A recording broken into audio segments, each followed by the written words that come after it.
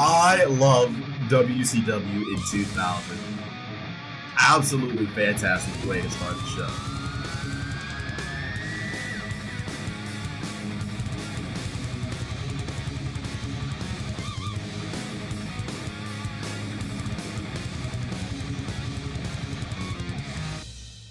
Hello and welcome to the Wrestle Ramble podcast. Come on in, come on, everyone. Take a seat, take a load off, because it's going to be a good show.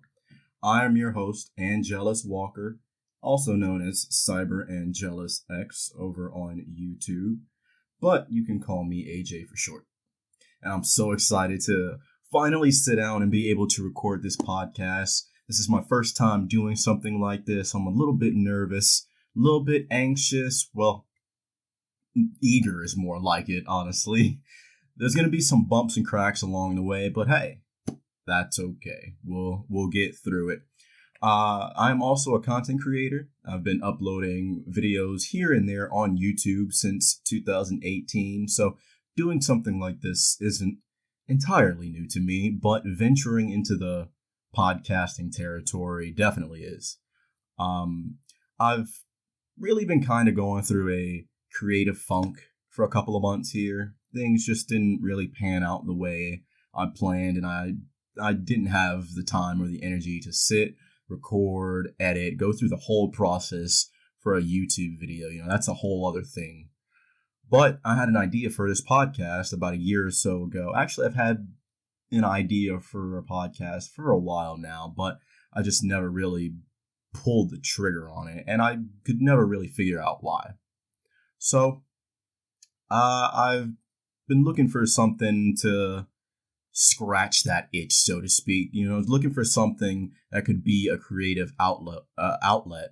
And about a week or so ago, I started to get a couple of new ideas. You know, things started to float around here and there. So I thought, you know, what if I started one of those podcasts that I thought about a while ago, but I didn't really have anything to talk about? And so this is sort of like a hobby, gonna be like a hobby, I guess you could say, a little passion project of mine. So we'll see where this goes. We'll see what happens with this. So what's this podcast all about, you ask? Well, I'm glad you asked. I'm so glad. The other day, I started to watch WCW Thunder, and I started with the January episodes, just started at the beginning of the year, and I said, you know what? WCW in the 2000s, in 2000 specifically, I've heard a lot of, and I've been looking for something to kind of bide my time, maybe something to help me get into wrestling, because I've been out of wrestling for a little while. You know, I don't keep up with it nearly as much as I used to. And I said, you know, let's go back and watch some of the older stuff. Let's watch WCW, because I had already been watching Nitro. Oh man, don't even get me started with Nitro. I have been trying to watch, and I've been off and on watching it 4 years now. I have been in 1996 for probably like 5 years, and I just hit 97. So I'm bad with it. I know. But I said, you know what? We're gonna keep watching Nitro, but I also want to venture into that. Well, let's be honest. I want to venture into when the shit hit the fan with WCW, because that, to me, that was peak TV right there. You never knew what was going to happen whenever you watched WCW. And it's because the booking was, but it made for some good TV. And the moment to moment, you never knew what was going to occur. So it just always stuck out as one of my favorite times for the company, but also probably one of my favorite times in wrestling, if I'm being honest. Now, truth be told, I don't have too much experience with WCW. Aside from watching the odd match or something from like a Rey Mysterio DVD, and just from watching Nitro, as I said before, I don't really have too many stories or too many matches that I'm really familiar with in regards to WCW. Yeah, I've heard the stories. Like I said, trust and believe. I've heard the stories. But aside from all of that, I don't really know too much about WCW. And so being not entirely familiar with it, and especially in the 2000s, I may get some stuff wrong here or there, or I may not entirely know the full stories or exactly what's going on. And, maybe I can dig into the Observer and figure out, what exactly the dirt sheets was talking about at that point in time. But that's not really what we're here to do. We're here to just sit back, chill, relax, watch some crazy ass wrestling going on, and talk about it and just have a fun time and relax. And who knows? I may expand the companies that I talk about here in the future. I'm not sure which ones I really would, though. As I said, I don't really watch wrestling all that much right now. Like, I don't really watch WWE or AEW like that. I might watch it here and there, but, I don't really keep up with it like that. And that's just no reason in specific, honestly. It's just, I don't think that it's really grabbed my attention. And honestly, that whole thing started with WWE and AEW when a bunch of WWE guys left and went there. But maybe I'll talk about that here in the future. That's another episode in and of itself. So we'll get to that point eventually, but for right now, we're going to focus in on WCW. So let's pop a cold one, because Wednesdays are for the boys, and let's get into WCW Thunder from January 6th, 2000.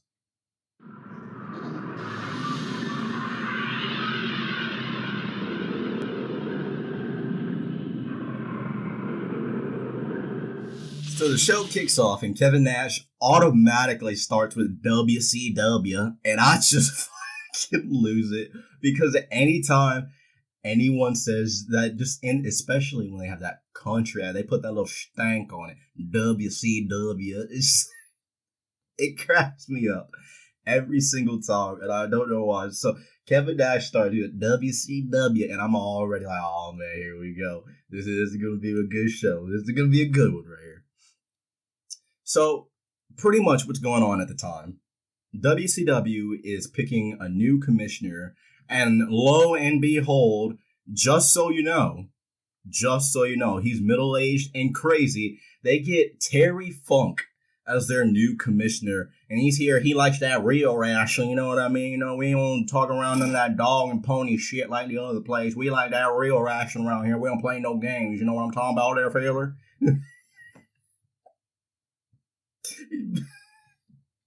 I love Terry Funk so much. Rest in peace. That man was one of the craziest sons of bitches you would see in professional wrestling. That man was doing moonsaults off of ladders at the ECW One Night Stand back in 2006. Like, that man was rocking and rolling for a hot minute. Terry saying, I'm going to teach these kids a lesson. Like, y'all ain't so tough. So Terry Funk comes out to the ring, and he calls the nWo out, and he calls them a bunch of fat hogs, you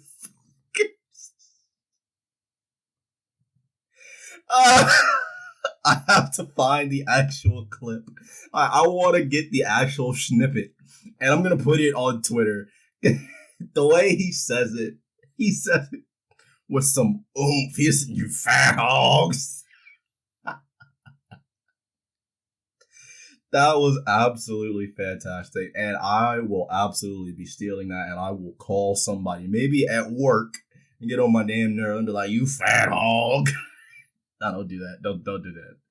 I'll get fired real quick. So Terry Funk comes out. He says, all right, look, if I'm going to do this shit, if I'm going to do this shit, I'm going to need me an enforcer. Double A, Arn Anderson. Of course it's fucking Arn Anderson. Well, so Arn comes out and he's like, yeah, you already know I got your back. We're about to run this shit. Go ahead, dap me up real quick. I got your back, Funker. He then goes on to make some stipulations for the world title match at the upcoming pay-per-view Souled Out. Now, those stipulations are, if the nWo comes out to the ring, Bret will automatically lose the belt. And not only that, Arn Anderson is also the special guest referee. Now, at this point, the nWo is out here, and they're pissed. Kevin's like, let me talk to you. And he says, we're gonna just fuck up your goss. We better not catch David Flair out in the streets, or we are gonna run those pockets. Kevin Nash is not here to play. Jeff Jarrett and the rest of the nWo are now out and looking for David Flair. They're out on the hunt. They're searching. They're going throughout the bowels of the building.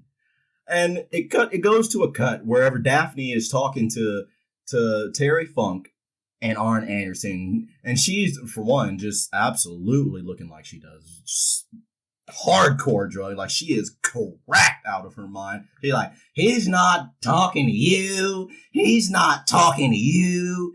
And then it goes to another cut pretty much immediately. And it's just Jeff Jarrett coming around the corner like, come here, bitch. And he just grabs Daphne. I'm sorry. That was too funny, man. That was absolutely too funny. That man was lying in wait. He said, hey, yo, come here real quick. Let me talk to you, yeah? Let me holler at you real quick. So they kidnap Daphne. They head out to the ring, and they're like, oh, David, look at what we have over here. And so now a match is just fucking happening, apparently. I don't know what's going on. Arn and Funk come to the ring. They just mosey on down there. They just mosey on down to the ring. Just make their way on down. Arn hits Kevin Nash, cleans his clock in the back of the head with this crowbar. And David Flair and Crowbar are the new tag team champions. Now, just because, apparently, who knows? I don't know. Maybe just David Flair was losing his mind. Maybe he was still kind of woozy-poozy from the match. But David Flair then, on the outside, proceeds to hit Arn Anderson in the back with the crowbar. And Terry Funk's like, what are you doing, man? We just came out here. We just gave you the belts. We're giving you the clout. We're giving you the straps. We're taking you to the moon. What are you doing, bro? Now, while David Flair is being occupied by Terry Funk, I guess, the nWo pretty much abduct Arn Anderson, stuff him in the back of a car, and like, all right, catch you later. We're gonna head to the hotel now. All of this happened. I want you to know, all of this occurred. Like, this recap. This is a recap. The show has not even started yet. This is on Nitro. What is going on? Like, already from the get-go, it is just wild, and I absolutely love it. Oh my god, I love WCW in 2000. Absolutely fantastic way to start the show. So we finally start, and the nWo immediately are seen dragging Arn Anderson in the parking area. And they're just pretty much running this man's pockets. They are taking his lunch money. And like, all right, bro, we're going to beat the hell out of you. We're going to get our tag belts back. And if we feel like it, we might boost the ratings a little bit. You know, they've been kind of down here recently. WWF has been doing pretty good. I don't know if we can compare with that. Oof. We'll get there. We'll get there. We're almost there. So the show starts, and it says we're in...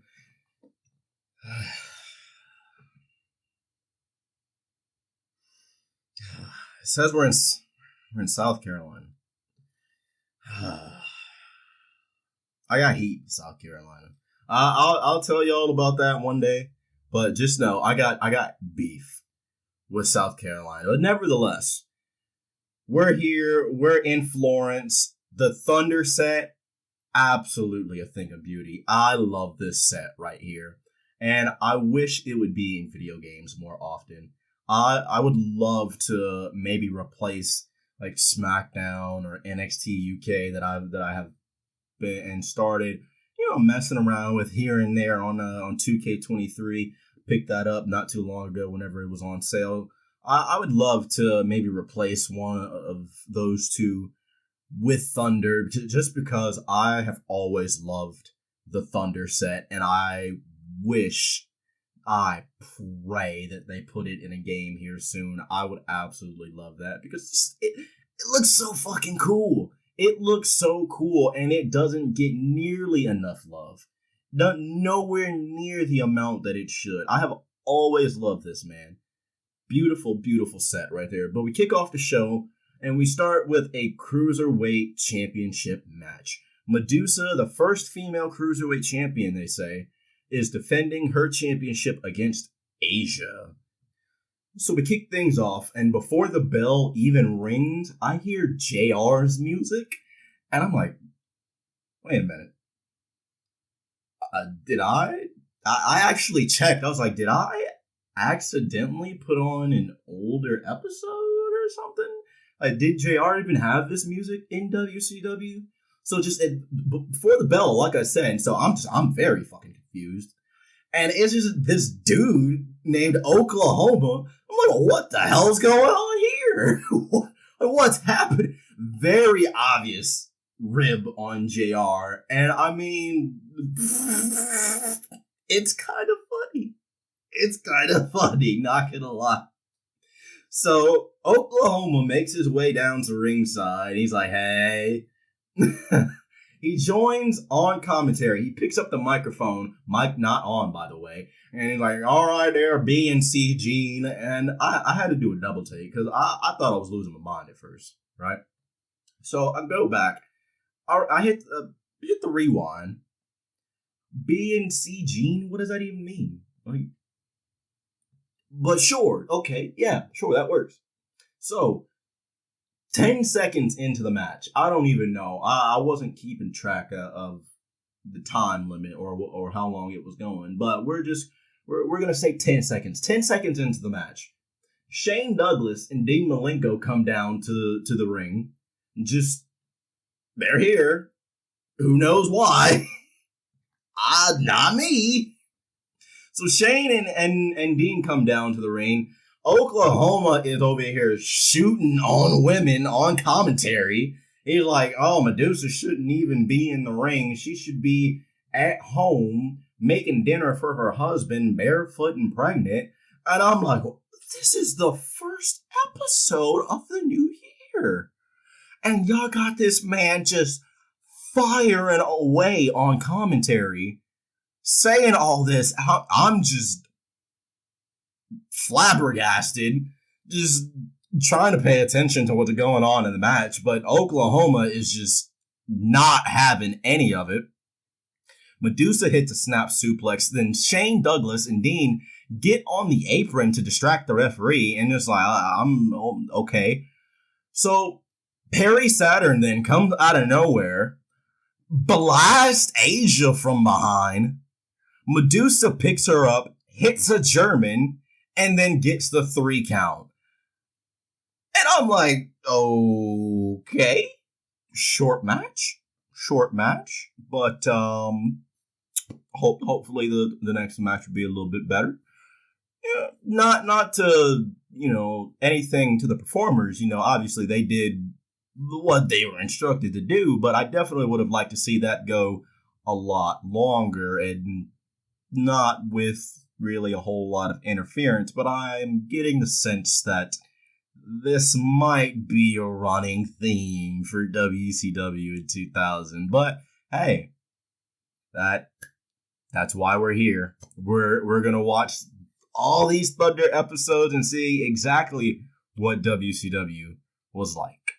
So Madusa then goes to the commentary table and she says, I heard you talking shit, bitch. standing up on the commentary table, looking down at Oklahoma. And she's like, so why you talking shit? I'm here now. You ain't got nothing to say. Meanwhile, back in the ring, the Revolution is saying, hey, yo, what's the big idea, Perry? Perry Saturn says, screw her. She cost me my match on Nitro. I cost her hers here tonight. Next thing you know, the Filthy Animals music starts playing. They hit the ring. Maskless Rey Mysterio is out here wilding out. He's got the crutches. He's hobbling to the ring. And then, while all of that's going on in the ring, back at the commentary table, Oklahoma's like, yeah, I got a shosh for you. And then smashes the bottle of barbecue sauce on the back of Madusa's head. This is all a minute and a half into the show. Fantastic. I'm loving every single second of it. Already. I'm having a great time. I'm having a blast. 10 out of 10. I definitely would have been watching WCW in 2000. So after all that is said and done, it switches over to commentary, and they start to give us a rundown of what we can expect to see on the show here tonight. Scott on commentary starts talking about David and Crowbar winning the tag team championships, and he's like, those two are the craziest sons of bitches I've ever met. Who knows? They could have a championship reign of 2 or 3 years. And I say, huh? Yeah. Y'all ain't gonna be around for another 2 or 3 years, buddy. But hey, maybe, yeah, they'll have a championship reign in 2 or 3 years. So then, Juventude's music hits. The Mexicools are here now. Well, 2 of the 3. Juvi is so juiced up out of his mind, absolutely swagged out. He hops up on the apron, goes up to the turnbuckle, and he does his best rock impersonation. He says, finally, the juice has returned to Greenbell. Not Greenville, Greenbell. And I'm like,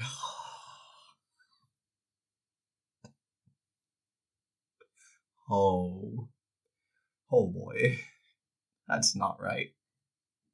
So then he gets in the ring. He goes over towards the commentary booth. Juventude says, tonight's going to be a juicy night. Juventude says there's going to be juice everywhere, bro. I'm spraying the juice all over this show, and there is nothing you can do about it. Greenbell, by the way. And he says, Tony Jabroni. And Tony is like, well, that's not the first time I've been called.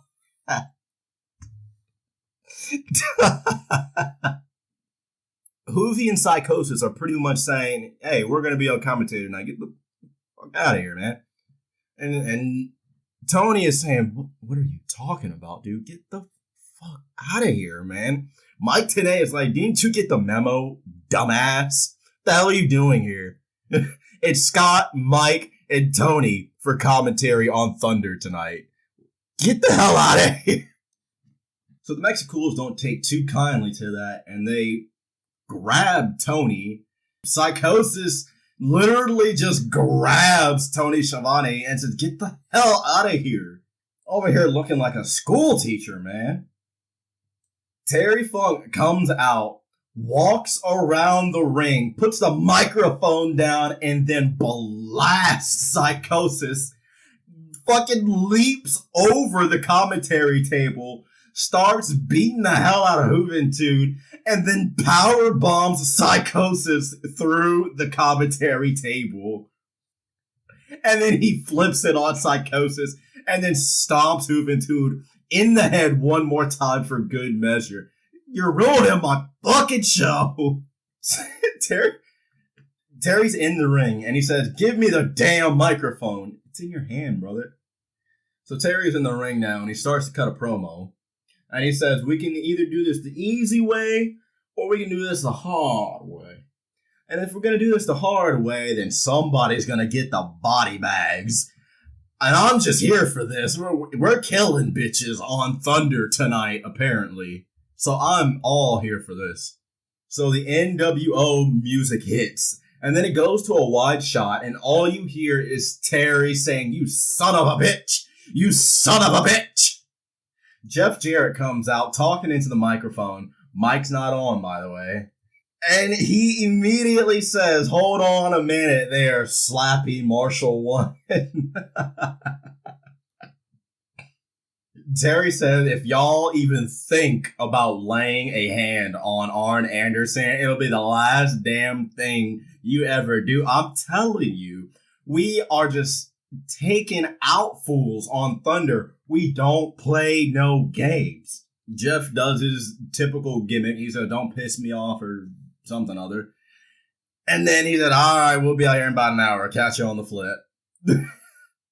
Back from commercial, the Revolution is cutting a promo. Shane is doing Shane things, as you would expect.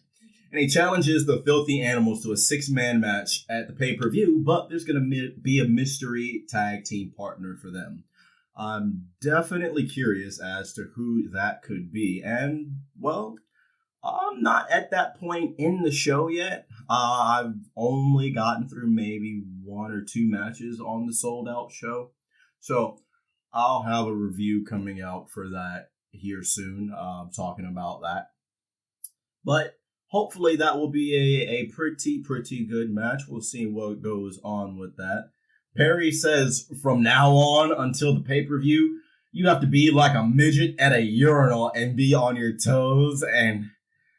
Oh my goodness. And also, what is the Filthy Animals? What is the Revolution's deal with the U.S.? Aren't all of y'all American? Hoovy is here because reasons. He's alright, give me that microphone. You don't need this no more. It's like X-Pac with that little thing whenever he was with Kane. You don't need that anymore. Meanwhile, the NWO is still beating the hell out of Arn Anderson. It then goes to a video package detailing the ongoing frustrations for the Harlem Heat. And back to the ringside now, we have Mean Gene, who is here to interview Booker T. Booker T says that he pretty much wants to get Harlem Heat back together. He wants to get the band back together. He wants to run alongside his brother, but he also wants to run alongside Midnight and just run things in the 2000s. Just take over WCW and not look back and put all their issues that they've been having behind them. But Stevie Ray comes out and he says, I don't know about that, Booker man. He says, I didn't come here for a fight, but I'm looking for a fight. Why was that such a thing? Like, people will say it's going to be a triple threat going into the 2000s, going into the new millennium. Okay, yeah. That's like the most 2000 thing to say. Like, we're going into the new millennium. Yeah, you are. Yeah. You be truthing. That's for sure. I want my brother back. Booker T was doing the my brother shtick before Cody and Dustin. He did it at least, 19, 20 years earlier? I need my brother. This man, Stevie Ray, is just dripped out. Why you got the gold chain, the Mercedes cap, the leather jacket? This man is, he's dripping too hard. And he says he wants Booker T, wrong Booker man, by the way. He says he wants Booker T to set up a match between himself and Midnight for later on in the show. Booker T is like, I'm not the Booker. I don't know what the hell you want me to do. But the match gets made, and it happens later on towards the end of the show. Back from commercial, the NWO still whooping Arn Anderson's ass. David Flair and Crowbar and Daphne are just all sitting here watching it on a monitor. The NWO pours hot coffee on Arn. Bro, dirty. That was absolutely dirty. Hey, remember those two dudes that always used to rap the Nation of Domination back to, down to the ring back in 97? Yeah, they're here. They're here, and they're teaming with Chavo Guerrero to face 3 Count. So that is our next match here up on the card. JC Ice and Wolfie D teaming with Chavo Guerrero to take on the team of Shannon Moore, Gregory Shane Helms. Was he even going by Gregory at that time? He might have just been Shane Helms, honestly. And Evan Courageous. And oh my God, 3 Counts music. I don't even know how to really take or what. I don't even know what to say to 3 Count. Evan Courageous tries to talk into the microphone once again. Microphone's not on. They just don't want to hear anybody tonight. You want to do a promo? Guess what? You can't. Too bad. This music for 3 Count, though. Oh my goodness. Shane Helms is out here looking like a rock band groupie in the 2000s. Shannon Moore's hair looks like a highlighter. And Evan Courageous looks like that one dude that was in, what was it? He looks like that one dude that was in I Still Know What You Did Last Summer. The dude that had the dreads. I don't even remember what his name was. Was it Jack Black? I don't think it was Jack Black. I could be misremembering that, but maybe not. Who knows? Evan Courageous out here just looking like Jack Black from I Know What You Did Last Summer. But they have a pretty good match so far. They have a couple of good spots in the early going. So Evan Courageous goes into the pinfall on JC Ice, and he does 2 pinfall attempts. The first time he goes for the pinfall, Wolfie D comes in, tries to drop an elbow. He gets out of the way. He then goes back into the pinfall position. Wolfie D tries to drop it a second time. He moves again. This time, Evan covers Wolfie. And then JC Ice tries to drop an elbow, and he gets out of the way and drops it on Wolfie. It was a really good spot, honestly. It made me laugh. Evan then clotheslines Wolfie D over the top rope, takes out Chavo, takes out JC Ice, and then goes for a springboard crossbody to the outside and lands on Wolfie D. Meanwhile, back in the ring, Chavo and everyone else is brawling. JC Ice is in the corner just talking to the referee, distracting him, I guess. Chavo goes for a tornado DDT on Shannon Moore. Shane Helms hits him in the head with the green circle. Shannon Moore is in the pinfall. He's got Chavo covered, but JC Ice, who sees this, mind you, runs past him to knock Shane Helms off the apron. What are you doing, brother? And then after the match, after they've won, 3 Count then goes into, I don't even know, some kind of early 2000s music video dance montage and starts dancing very badly, might I add. I have never seen dancing like this. Shane Helms was getting it, though. That man was all in. Shannon's just like, Evan's over there singing into the microphone that's not on. And there's like,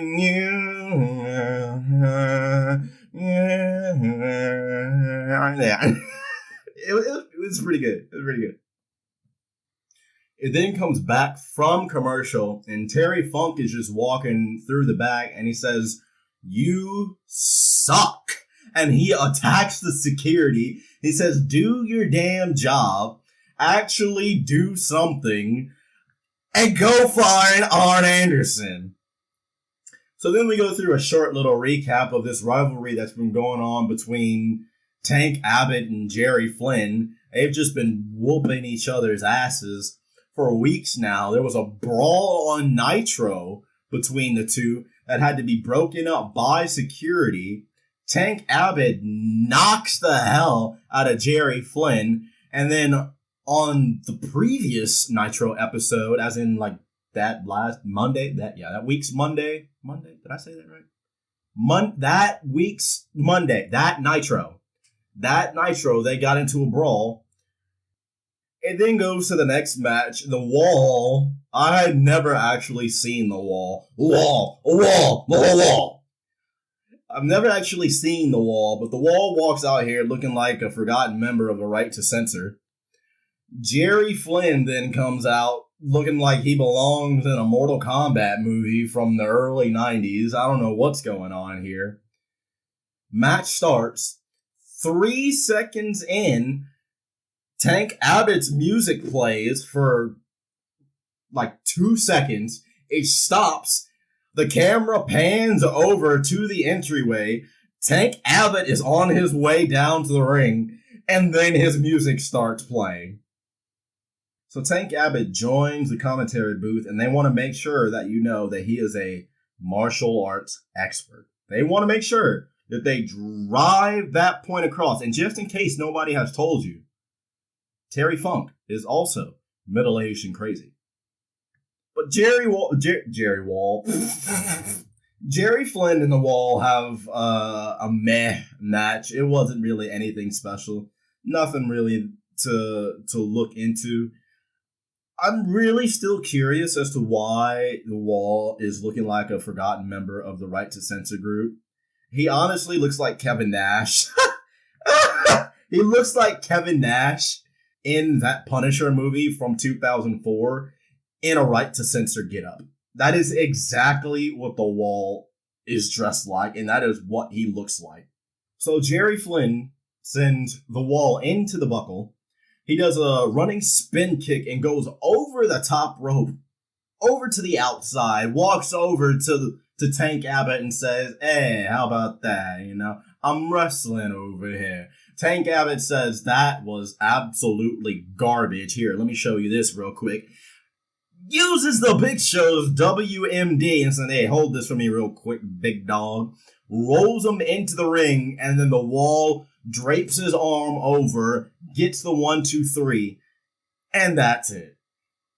Tank Abbott now climbs into the ring, stomps the Wall. He says, "Fuck you. I gave you that win. Go to the WWF. The rest of the Right to Censor is over there." He sends Jerry Flynn to the outside, picks the Wall up by the tie, drags him into the corner, and just stomps him. Knocks out Doug Dillinger with the WMD and is looming over him and threatening the security. And then it goes to commercial.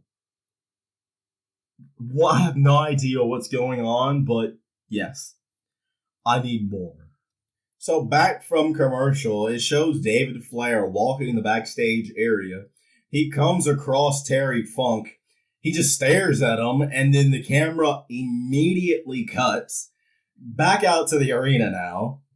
It's time for the Bunkhouse Brawl U.S. Heavyweight Championship match. Champion Jeff Jarrett defends the U.S. Heavyweight Championship against Norman Smiley. And, well, Jeff Jarrett has the most Tennessee music I have ever heard in my life. The camera pans over into the audience and it shows a sign that says Florence is Slapnuts with a Z country. Norman Smiley now makes his way out to the ring and he has a Carolina jersey on, which you already know. He's got the WCW Hardcore Championship around his waist, crooked, by the way. The front of the belt is pulled so far to the right side. He gets in the ring. He goes up on the second rope. He then sees Jeff Jarrett coming behind him, and he just pretty much jumps over the top rope, falls to the outside. Jeff Jarrett then he just yeets part of the trash can at Norman on the outside. Fuck you, man. And then he goes out on the apron, with a trash can, jumps down, smashes it over his head, grabs a piece of cookie sheet, it looks like it, smashes the hell out of him, grabs another trash can, runs around the ring. Norman is just trying to run away and retreat. Jeff says, "Come here, bitch." And he has another trash can. He just wallops him in the head, picks up a chair, smashes him with it, throws him back in the ring, picks up a broom, hits him in the back with him. Jeff is just whooping Norman's ass at this point, relentlessly. Jeff then picks him up, delivers a shot, sends him off into the ropes. Norman reverses and brings him down into the trash can, stuns the U.S. champ for a second, and I'm just like, okay, we're having a good match. We're having a pretty good match. We got a lot of weapons. They're beating the hell out of each other. Jeff then brings in a cowbell. Norman picks up the top of the trash can lid, but he says, "Nah, not today." Hits Jeff in the head. Jeff then stumbles back into the corner. Norman tries to send him off into the opposite. Jeff gets his boot up. Jeff then goes for a double axe handle with the cowbell off the second rope, but Norman ducks or Jeff misses. I don't know what the hell happened there. Norman realizes that he is unfazed. He picks up the cowbell and he's like, "I do my little dancey dance." And then he hits Jeff in the face with the bell. He goes over like, "Ooh, ooh, ooh," like taps him a couple of times with his foot. And he's like, "Yeah, woo, I did it." And then he goes into the pinfall. 1, 2, Jeff gets his foot on the rope. Norman thinks he's won. He stands up. He's like, "Woo, new champ." I do my little dancey dance. And then he turns around and Jeff says, "Oh, I got a dance for you here." And just smashes the guitar over his head. And I say, this guitar just obliterated Norman Smiley. 1, 2, 3, still your U.S. heavyweight champion. And then immediately Terry Funk is here. And he's like, "All right, now I'm here to chew bubblegum and whoop some nWo ass. And I'm all out of bubblegum." Jeff Jarrett's over here trying to roll Norman out of the ring for whatever reason. He turns around like, "Oh, yeah, Terry Funk's there behind you, brother." Terry starts talking trash to the face of Jeff Jarrett. Jeff's like, "I don't know who the hell you think you are, but you need to get up on my damn face. I'm the U.S. heavyweight champ. I'm part of the nWo. I run this." David then comes in through the crowd, sneaks up behind Jeff Jarrett, puts the crowbar around his throat, and he's like, "I'll kill you." Terry Funk then puts handcuffs on Jeff Jarrett. They laid the trap, and Double J fell right into it. Terry gets a mic and he says, "All right, you got 2 minutes. If you don't get your yellow ass down here," what does that even mean? Like, let me know what that means. What does that mean? What does it mean to call someone yellow? I don't. But Terry Funk says, "Get your asses down here. Otherwise, we're gonna beat the brakes off this sorry ass. And we're gonna keep whooping his ass until you get here." So it comes back from commercial. Terry Funk is just smashing this trash can lid over Jeff Jarrett's head. David Flair just like, he's having his moment over here. Belt turned around, by the way. nWo music going in the background. Kevin Nash, Bret Hart, and Big Papa Pump all drag Arn out to the ring, and they stand at the top of the ramp. So the nWo comes out, and they start to cut a promo. Nash is on the mic, and he pretty much says, "I'm challenging you to a match at Souled Out, Terry. And if you beat me, then the nWo will disband. But if I beat you, then I become the new commissioner of WCW. Funk says, yeah, I'll take your damn match, but under a couple of stipulations. There's a lot of stipulations. I guess WCW really just liked stipulations. Terry says, yeah, we'll have our match at Souled Out, but it's gonna be a hardcore match. And before we can even get there, Bret, I still have to whoop your ass. So he makes a match. He lays out a challenge. He says he wants to whoop Bret Hart's ass tonight on Thunder. He says, I don't want the belt. I just want to whoop your ass in front of your nWo members. Bret gets on the mic and immediately says, so let me get this right. You want to fight me here tonight for the championship? No, dude. He literally just said, I don't want the belt. I just want to whoop your ass. Bret's confused. And Bret has a fantastic line. He says, I've never thought of myself as hardcore, but I'm hard enough. I'm hard enough to the core. So if I have that match, I think I might just kill you tonight. So Bret agrees for the match, and they pretty much agree to do a swap. They'll send Jeff Jarrett down from the ring if the nWo will send Arn Anderson down. Arn starts making his way off the ramp. Bret says, don't let the door hit you on the ass on the way out. Terry's just over there, microphone barely up to his face. He's like, every time you kick him, I'm going to kick his ass. So they send Jeff out. Jeff is halfway up the ramp. They're to the point where they meet in the middle. Jeff shoves Arn to the side. Arn says, all right, bitch. And then he turns around and starts whooping his ass. Couple of forearms to the back of the head. And then Bret says, all right, enough of this. Let me get my Mark McGuire on. And then he swings the bat in the back of Arn Anderson. And then they get Jeff Jarrett and they start to leave. And that sets up the match for later on tonight. Back from commercial now, Disco Inferno and the Italian mob hold up a convenience store for some money. I don't know what the hell is going on. We then go back to the ring, and it's time for Stevie Ray versus Midnight. Midnight Undertakers her way into the ring. On commentary, just in case you forgot, Terry Funk is middle-aged and crazy. Yeah, I want to say an alright match, but honestly, the entire match really is just Stevie Ray getting heat. Booker T comes down. He says, do this fair and square. Beat her straight up. Don't use any weapons. Don't cheat. Be a man. Actually defeat her. Surprisingly, Stevie Ray agrees. He then power slams Midnight. No cover. He checks the arm instead. And pretty much after that, he tries to either pick her up or go for another maneuver. Midnight then gets the surprise roll up. 1, 2, 3. Midnight is your winner. Stevie Ray obviously not very happy about that at first. Booker T gets in the ring to celebrate with Midnight.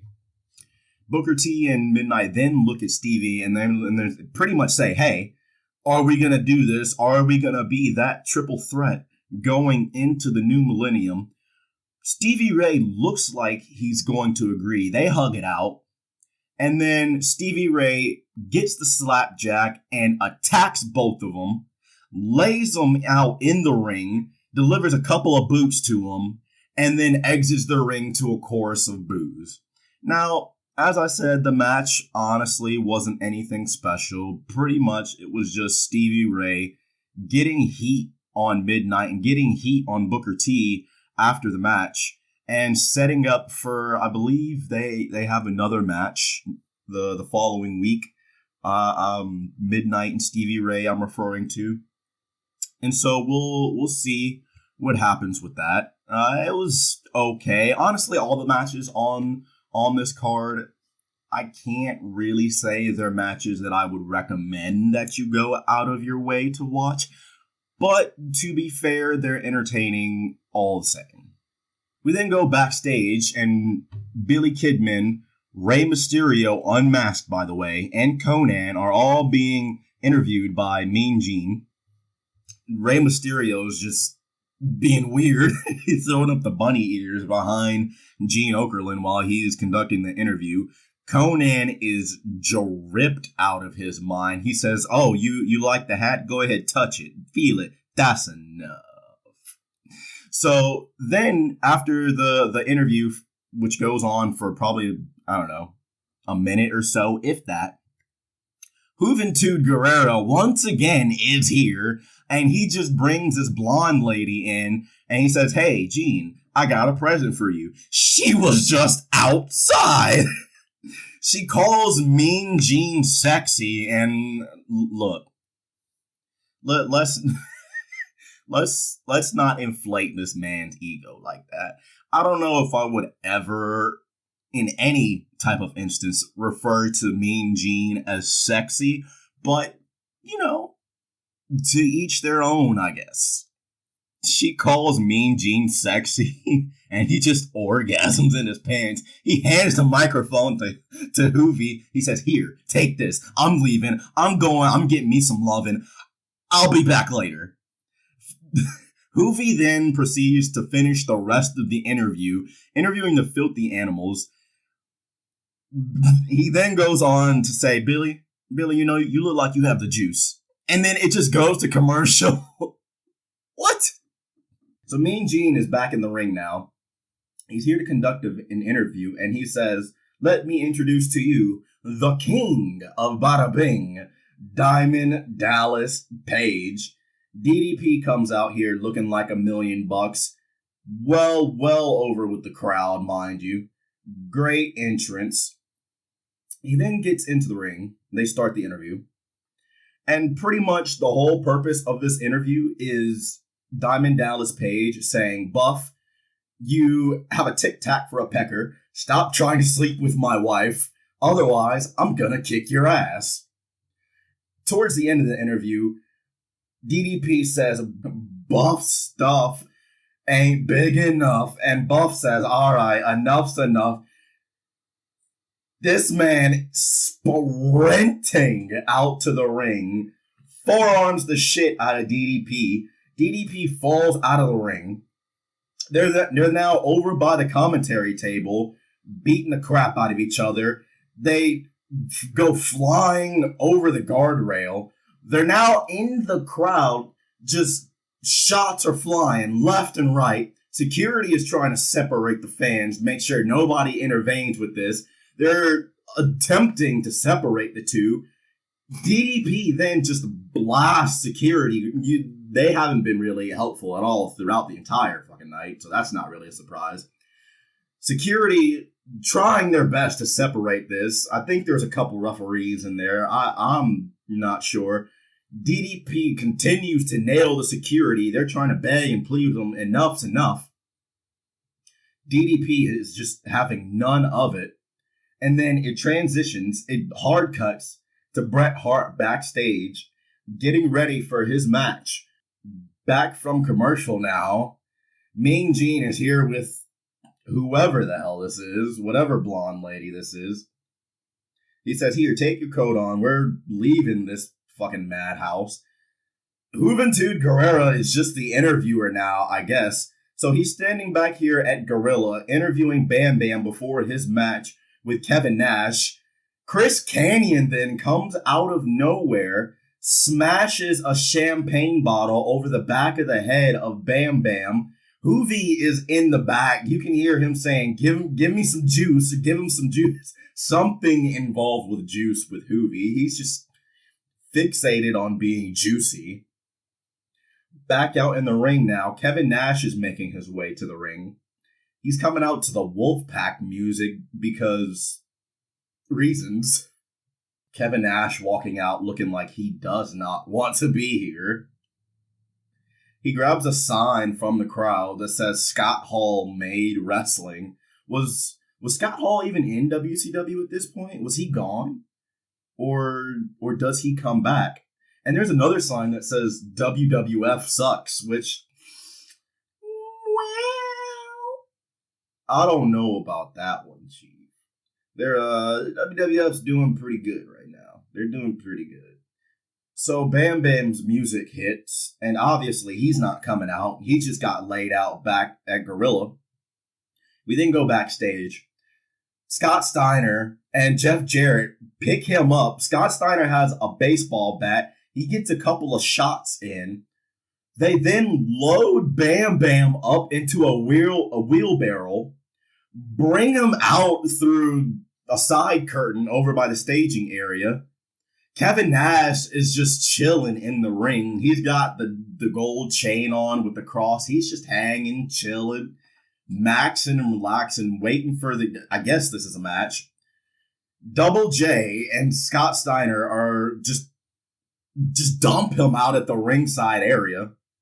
All right, Big Sexy, do your thing. The ref signals for the bell. So this is a match, I guess. Kevin Nash makes his way to the outside of the ring, hits Bam Bam with the baseball bat, and now the ref is calling for the bell? So the match is over? Question mark? Kevin Nash just goes to town with a couple of extra shots with the baseball bat on Bam Bam. He goes for another shot to the back of the head. Softest shot you've ever seen in your life, which, good, don't hit people in the back of the head with aluminum baseball bats, please. But then again, that just seems to be the running theme here on Thunder. Like I said earlier, we're just taking out mothers. We're just trying to kill motherfuckers here on Thunder. We could care less. And then goes the commercial.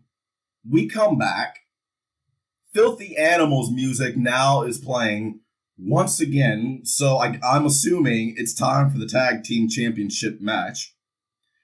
They have a lower third at the bottom of the screen. Thunder is moving to Wednesdays on next week's episode. The Filthy Animals are now on their way out. Rey Mysterio, maskless, is just wild. I saw pictures of maskless Rey Mysterio whenever I was younger, but this is my first time actually seeing him on a show, and it's so weird. I've never actually seen any of Rey's stuff whenever he was unmasked, so I'm definitely looking forward to that, because I am in that era now, and it's really exciting to me just because I want to see exactly what was going on with Rey Mysterio and just what was going on with the Cruiserweights in general at this time. David Flair's music hit, and it's just, I don't know what's going on there. One of the insane clown posse members, I can't even talk. They're hanging out in the crowds. There's at least somebody with the ICP paint on. David Flair and Crowbar are now out here. David Flair's tag team belt is on backwards because he's crazy. Crowbar's belt is on the correct way, but it's on upside down. And Daphne is doing Daphne things. So they have a funny moment right before the bell. David takes his belt off, gives it to the referee. He then takes Crowbar's belt. Crowbar is pretty much on all fours. He unstraps the belt from around Crowbar's waist. Crowbar picks the belt up. The ref goes to grab it from him, and then Crowbar just yeets it out of the ring. Crowbar and Billy Kidman starts this match off.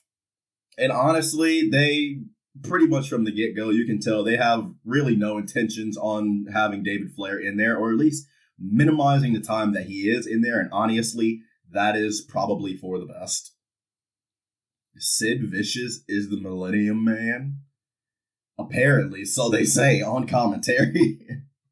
So Crowbar tags in David Flair. David runs at Billy Kidman. He gets met with a clothesline. And then Scott Hudson on commentary has one of the best insults I have ever heard. He calls David Flair and Crowbar to... wait, hold on. I have to find it. He calls them chromosomally challenged Badlanders, and that is that is one of the best insults I have ever heard. I'm taking that. That is mine now. You chromosomally challenged Badlander. That is a great insult, and we quite frankly should use that more. Daphne over here looking like a vampire from Blade or something. On commentary, they say 2 weeks ago, Crowbar was, I guess, an attendant at a filling station in Salisbury, Maryland, and now he's part of the tag team champions? Is that true?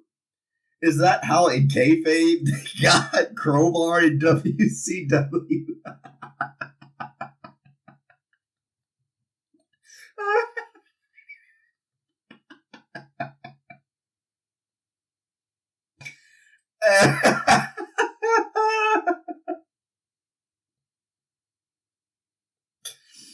Oh, that is honestly the best way you could come into the company. Yeah, I was just an attendant at a gas station one day, and this dude just walked up and said, "Hey, you want to be a champion in a wrestling company?" Hell yeah, I want to be a champion in a wrestling company. Let's fucking go. Daphne is doing her screaming thing on the outside. So back and forth in the match so far. Billy Kidman is looking to go up to the top rope, probably gonna hit the shooting star press.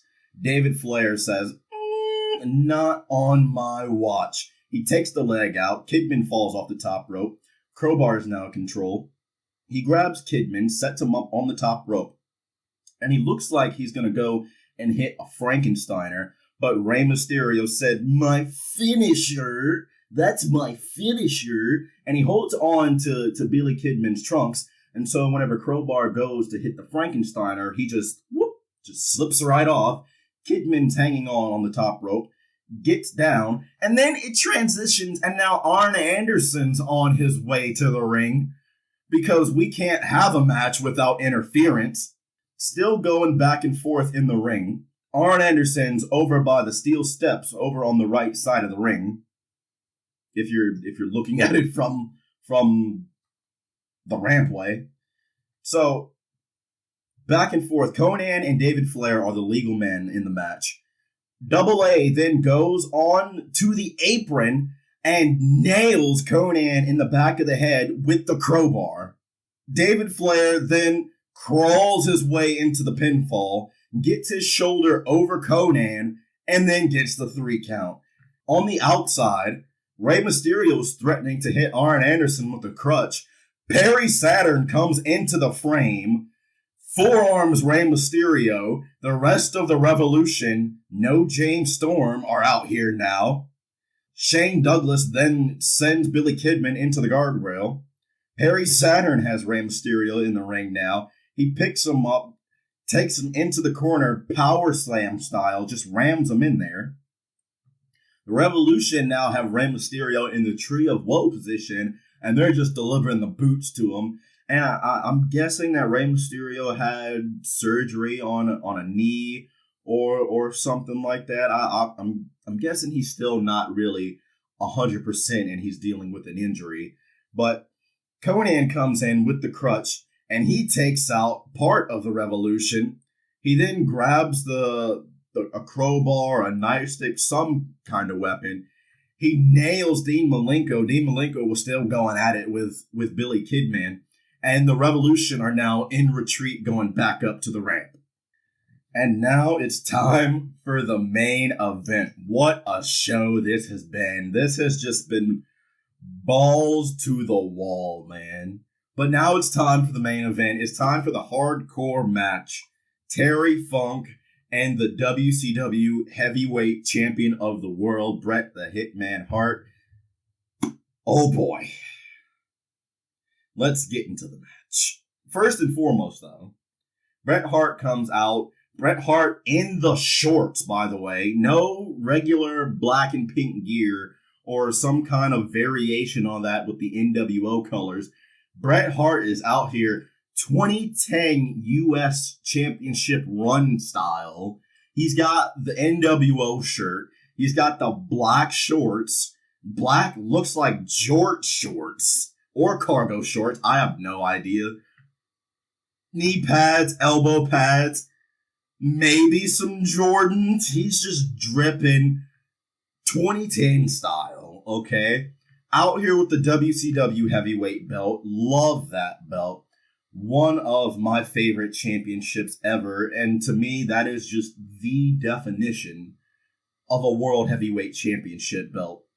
Match starts and Funk spits at Bret Hart. Bret definitely did not take too kindly to that whatsoever. They honestly start off and they just have a regular match. They start off with a collar and elbow tie-up. Bret sends him into the ropes. Terry stumbles to the outside.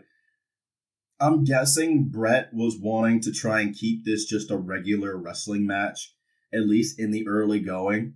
And so whenever Terry doesn't really follow along with that, I guess he just gets frustrated and he just starts heaving chairs into the ring, just starts yeet. He throws 2 chairs into the ring. They both get in. He goes to throw a third. It bounces off the ropes and comes back.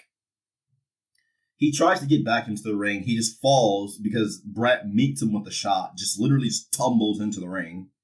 So at least as far as the early going of this match is concerned, Bret Hart is 100% in control so far. I honestly want one of those nWo shirts. The early going of the match is literally just Bret Hart beating the crap out of Terry Funk. They spend a good portion of the beginning of the match on the outside, and really, I think they spend more time in the early segments, in the early going. I think they spend more time on the outside than they do actually in the ring. Which are there? Is this a fall count? Is this a Falls Count Anywhere match? Do they have to pin each other in the ring, or can they pin each other anywhere? Like, is this just a hardcore match where you still have to get the pinfall in the ring? They haven't mentioned it. So I'm assuming that you have to be in the ring to actually win the match. Terry Funk tosses Bret Hart into a laundry hamper. There's a trash can inside of it. He takes the trash can out and just wallops Bret a couple of good times and then tosses the laundry hamper over while Bret is still in it. So there's a spot in this match where Terry Funk grabs a trash can. He hits Bret Hart in the midsection with it while Bret is laying down, and he positions him in the corner with the trash can on top of him to go for a moonsault. Funk then goes for said moonsault, only to come down and pretty much land on his fucking head. Bret then back up to his feet, Terry Funk also stumbling up to his feet. Bret Hart, unprotected headshot with the steel chair to Terry Funk. He then takes the chair that he has, puts it over the ankle, like encloses it in on Terry Funk. Not even just his ankle, pretty much just on his leg, because it's above his kneecap, pretty much towards his thigh. And then Bret Hart comes off of the second rope with the patented Bret Hart forearm, elbow drop, double axe handle, whatever you want to call it. And then Bret Hart, just because, says fuck you to the referee and then takes him out with a shot. He then picks up the steel chair, Terry Funk trying to stumble up to his feet. He picks up the steel chair and he looks like he's going to glom him over the head one more time. But then before he can even do that, the camera cuts backstage to Arn Anderson trying to put on a ref shirt. David Flair then comes in. He says, no, let me do it. I got you covered. I got you back. He takes the referee shirt from Arn Anderson. He puts it on, and then he leaves out of the green room, the sign says. And he locks Arn Anderson in the green room, and now he's making his way down to ringside. But before he can even get there, the rest of the nWo are on their way out to the ring. Jeff Jarrett with the baseball bat. There's already a baseball bat in the ring. Why are there so many bats on this show? Is that just the weapon that everybody was just deciding to go with at this time. You got laundry hampers, you got steel chairs, you got trash cans, but you also have just the recurring weapon, bat. And now David Flair, on his way out to the ring, Kevin Nash says, "Not on my watch." And he meets him halfway down the ramp, beats the crap out of him. Jeff Jarrett tosses him into the ring. His head hits the trash can on the way in. And now the nWo is just going to town on Crowbar, who's also out here now. They're going to town on David Flair. Kevin Nash has Terry Funk back up at the ramp over by the set. He then puts Terry Funk in jackknife position and then just sends his ass through the stage.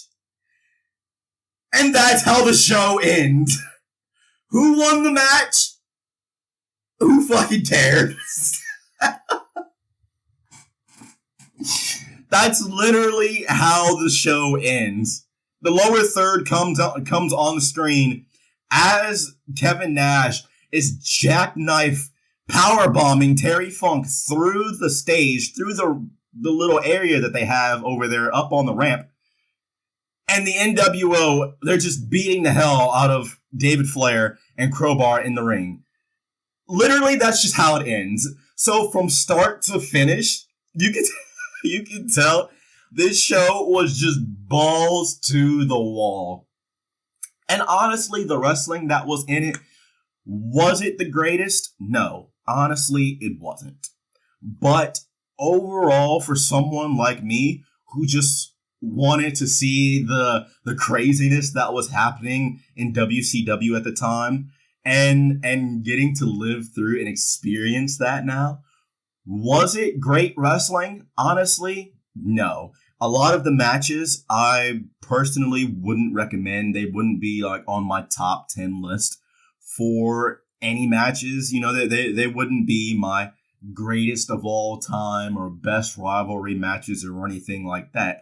But they were entertaining all the same to watch. And the storylines, even though they were just all over the place, the show as a whole, very, very entertaining to watch. So if you're just looking for some crazy wrestling to watch, something you can maybe throw on in the background, or maybe something you just want to have a laugh at, or just want to live through because maybe you were too young and you missed it at that point in time, I would definitely recommend watching Thunder. I'm so excited to go through and watch the rest of the episodes, and I already have the January 12th episode pulled up, and I'm gonna start making my commentary for that because I already have my notes for it.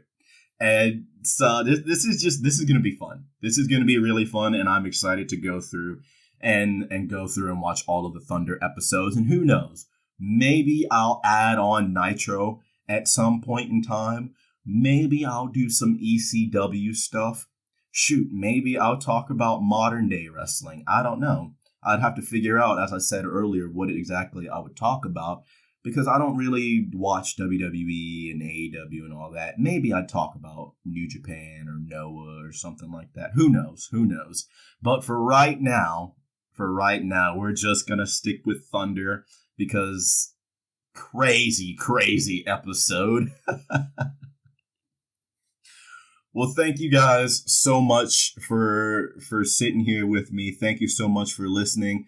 I hope you have enjoyed this episode. I've had a lot of fun making this, and I can't wait to get started and do some more. I've had such a blast with this, and I'm glad that I finally took the time and made time to get this podcast started, because even though this is a passion project of mine or just a hobby, something that I might do here and there, I'm really looking forward to this. This is going to be fun. So if this is something that you would love to tag along with me with, go, by all means, go ahead, hit that follow button on your podcasting app of choice.